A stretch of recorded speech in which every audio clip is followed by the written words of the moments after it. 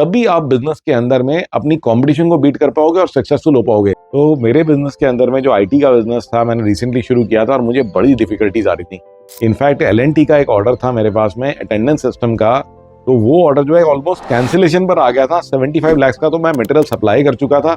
Imagine करिए अगर वो ऑर्डर कैंसिल हो जाता तो मेरी छोटी सी कंपनी तो झेल ही नहीं पाती। तो वहां पे हमारे को फेशियल रिकग्निशन सिस्टम लगाना था और वो पहली बार हमने किया और मैंने अपनी टीम को भेज दिया कि तुम जाके लगाया हो। उन्होंने लगा लिया, उसमें बहुत डिफिकल्टीज आ रही थी, कभी उसमें कोई प्रॉब्लम कभी कोई प्रॉब्लम।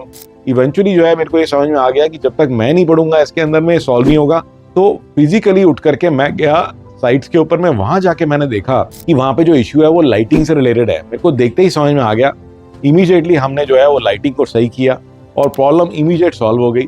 और नॉट ओनली दैट, फिर मुझे एलएनटी से और बहुत सारे ऑर्डर मिले। तो मेरे को एक बात जरूर समझ में आ गई कि कोई भी चीज अगर आप कर रहे हो ना, वो ऊपर ऊपर से नहीं कर सकते आपको उसकी गहराई में अंदर घुसना ही पड़ेगा।